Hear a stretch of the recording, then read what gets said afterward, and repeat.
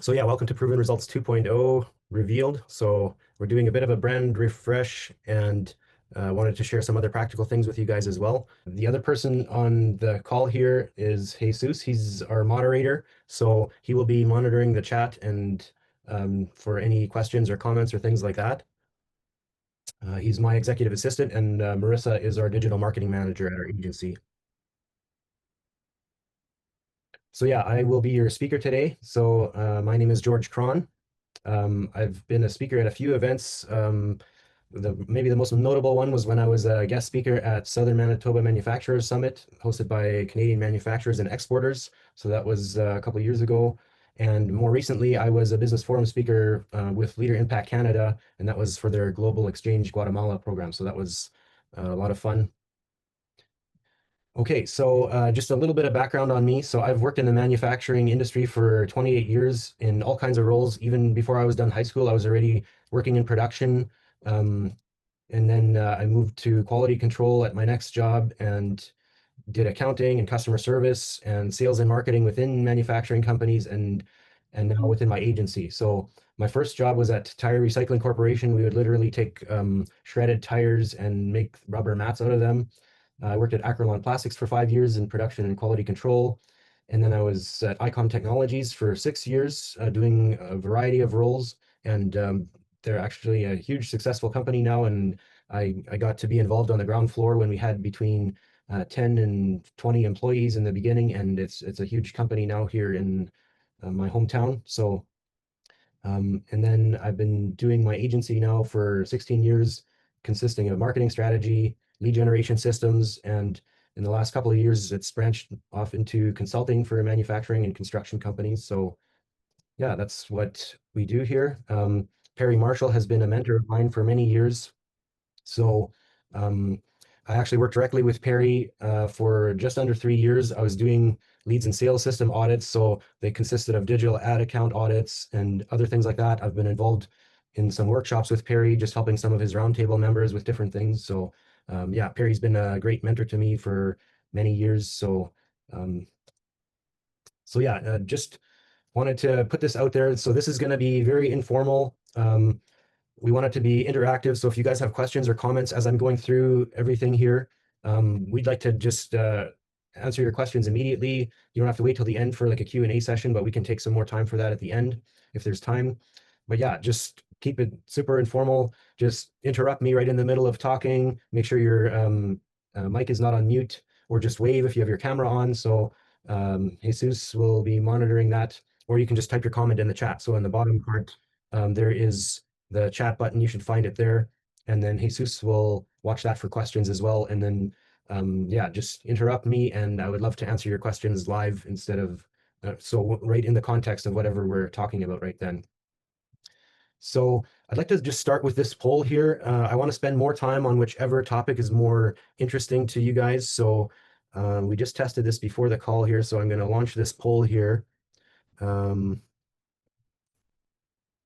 So if you can just answer there, which of those is more interesting topic to you? AI fails and wins, or what works in 2025 in the context of sales and marketing? I'll leave that up there for a little while here, and then we'll just start looking at that. And okay, yeah, that's probably fine. So looks like there's a little bit more interest in what works in 2025 than the AI fails and wins. So I'll cover everything, but I'll just go over the AI stuff a little bit quicker. And then I'll just share the poll results here with you guys. So it looks like 63% are more interested in what's working currently versus the AI stuff. Maybe we're all kind of sick and tired of AI. So, but yeah, I'll stop sharing that and then we'll just keep moving here. Okay, so the AI stuff is first on my list here. So I'll just go through it. People have different levels of experience with AI. So I'll just go through this a little quicker. So one of the fails in the very beginning, and this is already a couple of years ago, we've gotten a lot smarter, but we would just do zero shot prompting, which is just typing in a new chat with no context, treating it just like a Google search. So that's not really ideal. So in many of these things, I'll have a good, better, best. So zero shot prompting would be the good. Better is if you have rich prompts with lots of context about the role that you want the GPT to act as, and then exactly what type of output you want. You might want a chart or a spreadsheet or whatever, and you can ask for those kinds of things.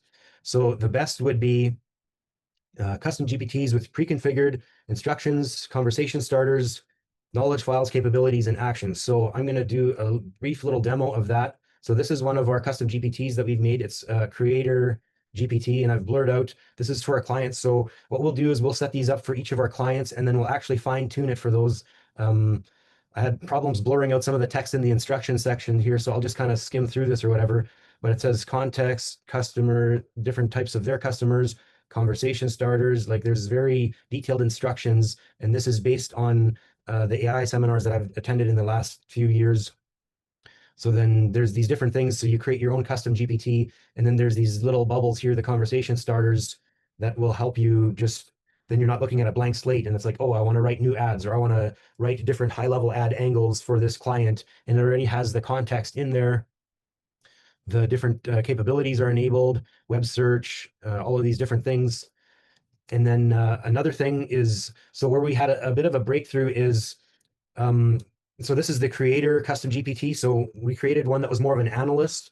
And initially what we would do is we would upload spreadsheets, export them from the ad accounts, and then I came across this. This is over a year ago now. So we've kind of become friends now. He's my colleague on LinkedIn. His name is Gu. He has started a company called AdsVisor. This is where you can get a direct connection to your ad accounts, your CRM system. Most of our clients have Zoho CRM, so I've kind of put a bug in his ear and I said, hey, if you could do Zoho CRM next, that would be great. Because yes, we can go and look into the different accounts, the CRM, the ad accounts, the analytics, all that stuff. But the purpose of this is so that you can just chat live in conversational mode, like your advisor or analyst or whatever, and then just like, hey, where did most of our leads come from last month? And then it'll tell you. And there's one fail that I need to mention here. Even though we had the direct connections, for whatever reason, the custom GPTs were still not getting some of the basic numbers right. And maybe it's something to do with the code interpreter and data analysis, because that's like specific to analysis. So but I did a test even just last week. I just typed in there, what was the ad spend in this client's Google Ads account? And then it gave me the number, or yeah, I asked for just the month end insights and stuff like that, and anything that it would identify. And then it showed ad spend of this dollar amount. And then I remember that being an issue in the past. So then I went and just checked it, and it didn't have the number correct yet again. So it's not a problem with this connection, this live connection that AdsVisor has. It's something to do with ChatGPT and not getting the numbers stuff. So, so what we've done internally at our agency, we've decided, nope, we're not going to do the analyst stuff until we have full confidence that it's actually getting all of the numbers correct. So we still use the creator side of it, and then we brainstorm ads and we do different things like that. But as far as the analyst stuff, we've kind of abandoned that. So just a word of caution there. So I'll just continue. So yeah, like the ChatGPT and a bunch of the other large language models, they hallucinate. Supposedly it's supposed to do that less with this latest release, or they're always releasing new versions or whatever. But yeah, right now certain things we just can't trust it. So we're gonna keep doing things manually. Okay, so another fail was generic all-in-one custom GPTs. So initially we would have like very high level ones, and then we found that they're good at a lot of stuff, but they're not great at anything. So when you create different specialist custom GPTs, it's kind of like how you would assign it to a real person. Some people are very gifted creatives and they're not very good analysts. So so we found when you do the same thing with the custom GPTs that they work better that way. And then we even drilled down further to like very specific tasks that we want the custom GPTs to do. So I'll share an example, but so this is the marketing roles matrix. This is something that I came up with a few months ago. Basically, there's 4 major marketing roles, and they're in the different quadrants here. So this is kind of how we look at it with humans, with people. And this is the same way that we need to treat the custom GPTs as well. So we have the creator one, like creating ad copy and things like that. And we have different ones to create images and stuff for the digital ads. But then the analyst ones, so those are separate now. We have a separate one for the analyst, and the analyst is struggling, so we're not using that one, but the creative is performing properly. So this is kind of how we see it with people as well. There's implementers, there's strategists. I won't get into all those details now, but yeah, the same principles apply. So now I'll show you a little quick demo here with our ghostwriter. So Jesus, our moderator, this is one that we came up with fairly early on. Sometimes I just ask Jesus to just respond to an email on my behalf. Sometimes he replies directly if he's in the email thread, but sometimes it's just like a quick, easy thing or whatever. It's not a super in-depth thing that I need to respond to myself, but I still want it to be in my voice. So what I did was I just kind of trained this custom GPT specifically for that. So Jesus can write the message or the email or whatever it is that I want him to respond on my behalf. He just writes it in his own voice, naturally, how he would write it, even in Spanish. So Jesus is a native Spanish speaker, so he can write it in Spanish, and then it'll just dump out the output in English the way that I would write it. So I trained it. I uploaded a bunch of files about with actual emails that I've written and stuff like that. So this is one that we use regularly. And yeah, I'll just keep going here. So yeah, we want to focus more on the other stuff, but I'll just get through. Okay, so this is one, even though you guys are more interested in the what's working currently, Perplexity AI is probably our biggest win for AI related stuff. So this is something that I found out about a couple of years ago. It's what I would call an answer engine. It's not a search engine, so you can use it like search. But what it does is it actually, like, instead of giving you search results like Google does, it actually gives you the answers, and then it has the sources. So this is what I love about it, is you can actually fact check it, and you can go do further research and click on the sources that it shows. But this is something like we stopped using Google to research things a couple of years ago now, and my team and I would say 90% of the time, maybe 95% of the time, we're just using Perplexity. So I'll show a brief little demo of that. But yeah, so the good would be using it instead of Google. Better is, so you can create separate spaces. So we have separate spaces for each of our clients, but even within your own business, if you have different product lines or different services or different technical stuff. So I'll have some different chats about Zoho CRM or like different things like that. And then it will just give me the answer that I'm looking for, instead of me having to dig through a bunch of search results to find the specific thing that I'm looking for. And then the best is actually, they came out with a deep research mode a while ago, and I used it for some go-to-market strategies for different clients. So when the tariffs came in for the manufacturers, we were looking at, okay, how can we expand into different countries, into different product lines and things like that. And I created a deep research report for one client, and it even had forecasts for, here's what your sales projections would be over the next 3 years. And then he asked me, did you come up with these projections, or was it the AI that did it? And then I said, okay, I'll be honest, it was the AI. And he's like, wow, I'm actually very impressed, because especially the 3rd year projection, that's exactly where I was targeting to be after 3 years in this new market. So I'm like, okay, that's good. That means we can trust what it does. Like, we don't just spit it out. So something that I should mention is that you have to apply, it's a little different than 80-20. So the 80-20 of delegation is, the first 10% is you kind of clarify exactly what you're delegating to a person, and then they do the 80% of the work, and then the last 10% is just checking it and making sure that it was done properly. With AI, you have to do the 10-70-20. So the 10% upfront, just like a human, you clarify very clearly what you want it to do, and then the 70% AI does the thing for you. And then the last 20%, you really have to go through it with a fine-tooth comb. You have to know what good quality output looks like, and you have to make some tweaks and refine it and things like that. It's not a good idea to just spit it out and then send it to a client just as is. Okay, so yeah, let me just show you a real quick demo here. So yeah, we have our different spaces for different clients. We have one for our own agency, and then so here's a bunch of different things. So even when I was preparing for this event, I was just talking through a bunch of things with Perplexity, and it was helpful. There was one, I was doing some competitor research on something. So as I've been getting more into consulting and things like that, and there were some competitors showing up in some of our campaigns, then I was just getting it to tell me, who is this, who is that? And then I would get a nice high level summary here, instead of me having to do all of the digging myself. So I'll just keep moving here. So I see some chats in here, but I don't hear anyone interrupting me. So, okay, I think we're good there. So I'll just keep humming along here. Okay, so Descript is another win. So this is a video editing tool, and this is really helpful for us because it ties into something that we're doing a lot more of. It's thought leader ads on LinkedIn specifically. Um, but basically what you can do is you can upload a really long video, and then you can tell it, find me the best 30 to 40-second clips out of this hour-long video that I just uploaded, and find me the best ones that I could turn into these short bite-sized videos. We tried a few different tools, and Marissa was doing some research on different tools, and then we found a script, and it was actually very good. So um, and even it can influence things like changing your video capture strategy. So now instead of trying to shoot a bunch of short clips, you could just shoot a bunch of long form video and then later on just upload that and hey, make some short clips out of these longer clips that you have here.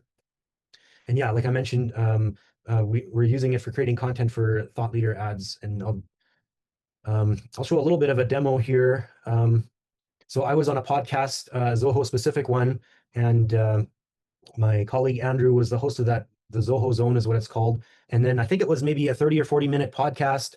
And I'm kidding myself if I think that people are going to watch the 30, 40-minute podcast, maybe while they're driving or something like that. But to just sit down and watch a video of two guys talking and stuff, like it depends. If you're really interested in whatever the topic, you might do it. But so in this case, I have like a 50-second video clip here. I'm blown away by it. 32 times ROI. So for every dollar they put in, including the management fees, your management fees, they got $32 out in revenue on. Were they some kind of special business? So yeah, I'll just leave it there. But this is one of the things that it found, like, oh, this could be a really good shorter clip out of this 40-minute video. So, and then you can tweak and do things like that, and then you can publish it. But imagine going through 40 minutes and like, okay, yeah, here's a section, and then like you're literally spending hours scrubbing through long videos and just trying to find the gems in there, and then this will do it automatically for you. So this has been a huge win for us. So yeah, I'll be publishing some of those videos soon. That was a really good, really good client success story. So yeah, so let's get into what you guys voted for. What works in 2025? Yes. Teresa have a question in the chat. Oh, okay. Is Descript part of ChatGPT? No. Great question. So you connect it to actually no. So that's the beauty of a lot of these different tools. They have their own connections to the large language models. So and that's something that I glossed over, or I didn't cover in Perplexity. But most of these tools, what I like is I can stay in my lane and focus on marketing related stuff and how are we going to use AI in marketing and business solutions kind of stuff. So Descript, I believe it's connected to ChatGPT on the background. It could be Claude or it could be one of the other LLMs. But yeah, that's all connected. We didn't have to manually connect our own account. So some of the tools in the past, you had to do that. If you want to use this tool, you have to use your own tokens and your own whatever. So it's all included in there. I think it's like $20 a month or something. Like that's insane. For imagine paying a person to manually go through hours of video versus you paying your 20 something subscription fee here. So great question. I'll keep moving now.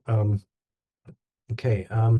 So yeah, what works in 2025? So this is kind of cliche, but it's a great collaboration across departments. I'll cover each of these in a little bit more detail.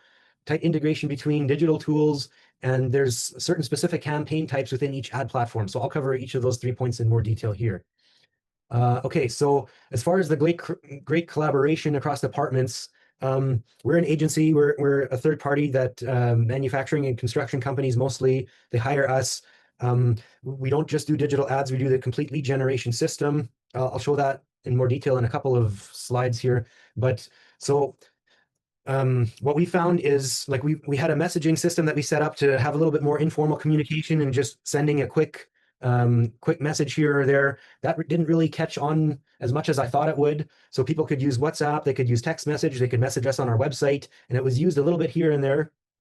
So what we found worked really well was a lot of them were already using WhatsApp to chat internally with their own staff. So then I said, hey, we created a WhatsApp business number. Let's start a WhatsApp group chat, and then we can chat with your marketing people or the owners or founders, and even other teams that they have. So one client we have, they have a separate social media management agency, videography, photography, stuff like that. So there's these different subcontractors that these companies work with, and we're just all in this WhatsApp group chat, and it just works really well. Somebody has an idea like, hey, blah, blah, blah, and then they just put it into the chat. Don't always have to respond if it's after hours or whatever, but it's nice for just quickly getting that thought out of your head when you think of it, and just put it in the chat, and then it can be responded to during business hours and stuff like that. So that's been really good. So there were some other things. So like as I've been doing more sales training sessions, we're getting great feedback, and even without these training sessions, the sales team is one of the best resources for the marketing team. So just having more conversation between those two, the salespeople will let you know pretty quickly, hey, the lead quality has been garbage lately. What happened? Oh, there was this change or that change made. Or hey, we've been getting tons of great leads about this lately. Oh, okay, yeah, that's because we launched this campaign or whatever. So, and yeah, I'll just skip some of these things just for the sake of time. But yeah, one thing that we've noticed is that a lot of these, like there's content creation teams, either internally or they're third parties, and they create great content, but they're just not getting a lot of reach with it organically. So then when we repurpose that as targeted paid ads exactly to your ideal customer, that's where you can get traction like crazy. So I'm going to jump over to this article here and show you guys a visual. Oops, there we go. So it's a screenshot from a few years ago. Facebook doesn't show you this anymore, but this is exactly what's still happening today. At the bottom here, the light orange, that's how much organic reach this client was getting. And then the dark orange here at the top is the paid ad campaigns, how much reach we're getting there. So this is reach, not leads, but still, it just shows you that it's basically 4 times. So there was like 4,000 people reached as it was scaling up here. And I think it was like 400 or something down here with just organic. And this is also way more targeted. You can choose who you want to see your stuff. So yeah, just keep moving here. So yeah, it's just important to promote that to your ideal audience. Okay, so tight integration between digital tools. So this is something we've done this for years already, but even with AI, just as long as it's integrated with everything as well as you can. So I'll show a visual of this on the next page here, but basically this is just kind of how everything flows, and then it just kind of goes in a circle and it feeds information back into the digital ads. So yeah, Google Drive, integrating that with ChatGPT. We just noticed recently that not recently, Google Sheets plays very nicely with all of the different AI. Microsoft Excel, not so much. So it's so for that reason, we've kind of migrated most of our important spreadsheets over to Google Sheets. We used to have them all as Microsoft Excel. So we just want to have things future-proof, and so that we can use that data in automations and with AI. So okay, so this is kind of what I was talking about. This is how everything kind of flows. It starts with the digital ads, then people fill out a website form that adds it to the CRM system, and then that sends signals back into the digital ads. And then the same thing happens with phone calls. There's just one extra step. So people can click on the advertisement, go to your website, and then that goes through call tracking metrics. And then from there, it goes into the CRM system. So all of the leads are collected in one central place in the CRM system. And then there's different signals in there that feed back into the ad accounts as different conversion types. Okay, and then the last thing here, so specific campaign types within each ad platform. So in Google, we're seeing Performance Max campaigns performing very well. So this is something that I think Google is going to eventually phase out some of the old things. So this kind of replaced shopping campaigns. So we do mostly lead generation, but some of our clients also do e-commerce. And this kind of replaces shopping campaigns, and it outperforms the shopping campaigns. And it also does search, it does YouTube ads. It's all kind of in one campaign type. Google did release AI Max search campaigns more recently. That one we're waiting on intentionally. We want to see what some of the other agencies and other gurus, what their experience is with these AI Max campaigns, and then we'll start testing them as well. Okay, so for Meta ads, Facebook and Instagram ads, event ads for trade shows, we've been doing those for years. I did a spot check just the other day. I did a LinkedIn post about it. I looked at some trade shows that happened over the last few months, and then I just manually cross-referenced the names of those people that said they were interested or going to whatever the trade show was. And then I checked those people, cross-reference the names in the CRM system. And there was a few great examples that I found. There was one, the salesperson had started building their relationship. They met them at the show. There was a deal in progress for that one. I think it was worth 35 grand or something like that. So And the budget for these ad campaigns is usually like a couple $100. It's not a lot. And if you're closing big 5-figure deals from those trade shows, it's just a no-brainer just to keep doing those. I'll just very briefly show that here. Excuse me, Josh. So, You had yes. another question in the chat. Okay. Thanks, Jesus. Okay. Which CRM do you use? How does it compare with Keep? Oh, okay. So for our agency, we want to migrate over to Zoho CRM. It's been a little bit chaotic lately, so we just haven't taken the time for it. We use Nutshell CRM. I like it. It's still a good CRM, but we're in Zoho CRM all the time. Anyway, the majority of our clients use that one. It's just because it integrates nicely with all of the different tools that we use. And as far as the comparison with Keep CRM, I think as far as features and cost comparison, Zoho is less expensive than Keep. Keep is very good for a lot of automations and very sophisticated automations. Even some of our clients that are outside of the manufacturing niche, there's one client, it is a B2B client. Zoho CRM. We can send a link to it. Zoho CRM Professional, that is the one that integrates very well with all of the different ad accounts with call tracking metrics, and it has very good tracking. You can see it has its own analytics and tracking. You can integrate it with Google Analytics as well, but we get all of the information we need, where the person came from, like which source, which ad campaign it was from. All of those details populate nicely in there. Yeah, so if you go to that link that Marissa posted in the chat, you can see the different columns for the different ones, but if you get the professional one, I think it's like 30 or $40 per month per user. And that's the one that we're going to be migrating to sooner or later anyway. So yeah, I'll just keep moving here in the interest of time. There we is got another question from Okay. Jason. How do you get to use Zoho? Yeah, so if you go to that link, you would have to sign up. You can do a free trial and then you can test it out. But basically, you can already use it even if you're not doing any advertising, but just using it as a central place to store all of your prospects that you have for your business, and then later on you can integrate it with everything. If there's leads coming in, so another campaign type is Facebook lead ads. That works very well, and then that integrates directly with Zoho CRM and others. It's not that Zoho is the one and only, but that's the one that we like for many reasons. But these lead ads integrate with many different CRMs, and then your sales team sees those right away in the CRM, and they can take action on those. And one of the reasons that those lead ads work so well is because they don't even leave Facebook at all. They would see it right within Facebook, and then people can respond to or put their information in the lead form, and then the sales team can follow up with them. So it's not relying on outside signals or people blocking cookies or stuff like that. So, okay, let me move to the next thing here. Hey, George, there's just a quick follow-up question from Dwayne in the chat. Okay.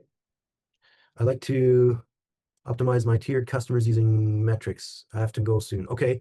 Yeah, we can chat a little bit more later, Dwayne. Yeah, I'd be glad to chat a bit, and then I can help you out with that kind of stuff. So I would like to cover the thought leader ads a little bit here now. So I will use our own thought leader ads as an example. So this is where, these ones I haven't used a script, but that other example that I showed of that podcast interview, I'm going to be adding those as some of these bite-sized videos to test here. So this is our best performing one here. Basically, the strategy is you want to put out short form, bite-sized videos because everyone's attention spans are super short. So, and you're competing with everybody else for attention. So if you do like a bite-sized 30 to 40-second video, it's important to start with a video. And then these come from either the founder or the president. It's coming directly from their LinkedIn profile. It's not coming from a company page. So that's one very clear distinction you need to make. I'll click on it yet, but basically what we're trying to do is Perry Marshall has a principle called rack the shotgun. You're sending out a signal, and then you're waiting for people to respond, and then you target the people who respond. So what we want to do is we put out these different videos, and then we want to see who watches at least 50% of it. So that's why it's important that's a 30 or 40-second video. They're not just accidentally being tagged because they scrolled through in their LinkedIn feed. This works on Facebook or Instagram as well. It's people who deliberately watched at least half of it. So they have to stop and watch 15 to 20 seconds of your video.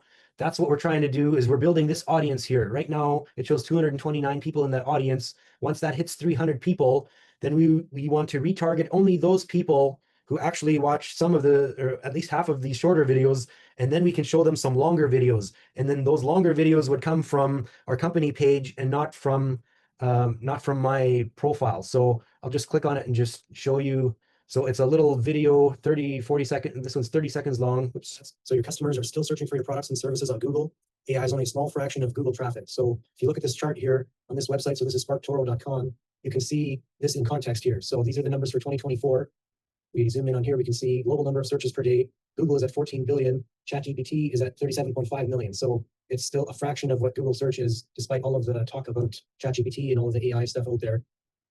So yeah, it's basically the sky isn't falling. People are still on Google search. So that's what my video clip was about. So it's a 31-second clip.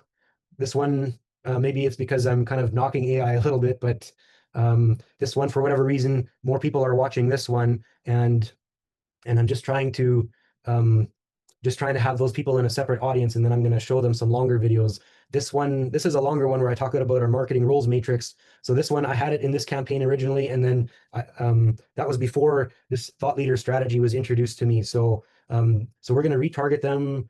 We're going to show them this longer video, and it's going to be from our company page. So it's introducing a person. People buy from other people. It's usually the founder or the president of the company, and then you start with that, you show them your face, and you start getting to know you, and then you transition them over to your brand, to your company page.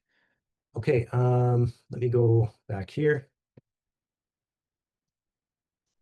Okay, I covered the demos already. So yeah, I just wanted to just wrap things up by just talking about why we're dropping marketing from our name. So we're doing a bit of a rebrand here, but it's more than that.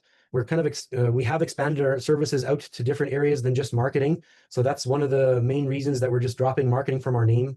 I'll just make sure. Yeah, so it kind of started out as some client requests. They loved what we were doing with marketing, and they wanted some help in other areas, and they didn't have a big internal marketing team. So then I was like, yeah, absolutely, we can help in those different areas.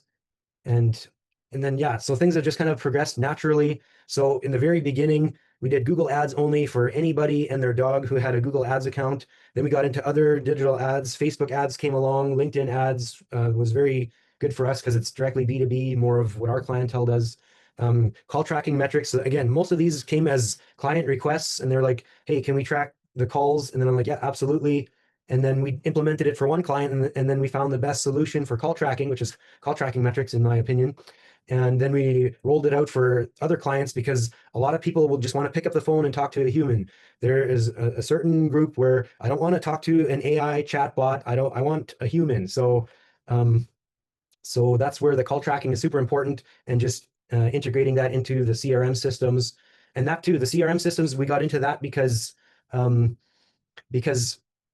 sometimes clients would be like, well, yeah, our business is growing, and yes, we're building an expansion, but how do we know that that came from you? So then I kind of got a little bit tired of that conversation. I was like, okay, here, now we're integrating everything directly into the CRM. Now we're going to take ownership of that piece too. See, these leads came from these campaigns that we did. Yes, your sales team closed them, and we couldn't do it without them. But so that's why we got into the CRM systems.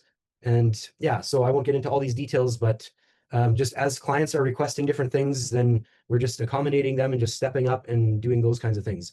And then, yeah, another thing that I've realized over the years is not all business problems are marketing problems. So sometimes we'll be doing our absolute best with marketing, but there's some other problem in the business, and it might be something in the sales department. It might be something more foundational, and it's no matter how much marketing budget you put towards it, unless you solve those problems first, marketing isn't going to solve everything. So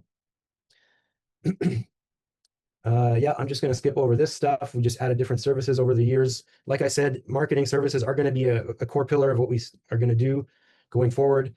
Business solutions agency is just a better description of what we do now. So yeah, so I just very briefly, we don't do any hard selling or anything like that, but special offer for any of the Zoom event attendees. We want to extend 50% off. So we have some one-time services. We have some ongoing services that we do. So 50% off to the first person who commits to one of those, 25% off for the next 3 people, and 10% off for the next 5 people. So, and this is the link. So if Jesus, if you want to post this link into the chat, you can go to our pricing page, and then you can see this. Oops, keep skipping too far. So this is our pricing page, and then you can see these are our main 6 services that we do here. So yeah, we used to only do our done for you service, very rigid. And it was like, either you let us do this whole lead generation system that we do, or you don't, and we're not going to work with you. But then over time, we've added do it yourself with coaching. So some companies want to keep things in-house, but they just want somebody to coach their internal team through it, to do it right and to set everything up properly. So that's something that we do now with some clients.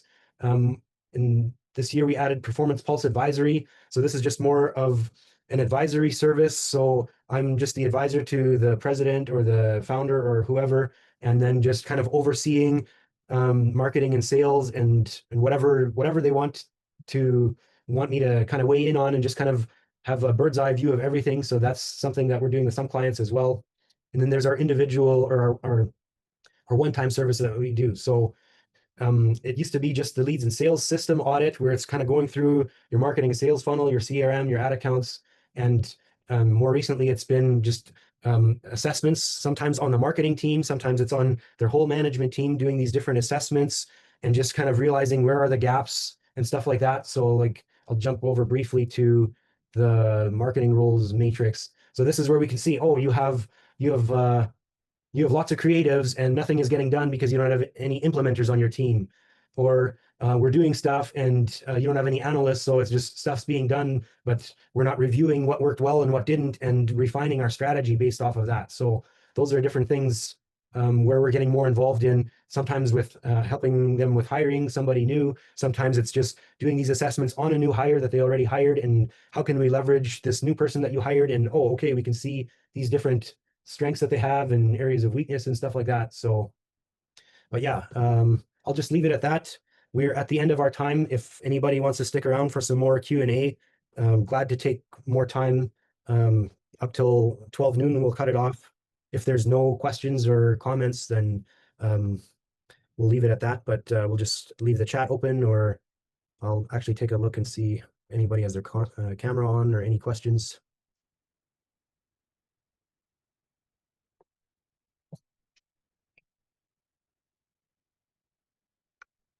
All right. Yeah, we will leave it at that. There's no questions. There's some people muted, so if you were talking, we can't hear you. But yeah, thanks guys for attending. And if you have any questions, again, no hard sells, but if you want to reach out to me and my team, then feel free to do that. You can reach us on our website. There's so many calls to action. You'll be able to find us one way or another.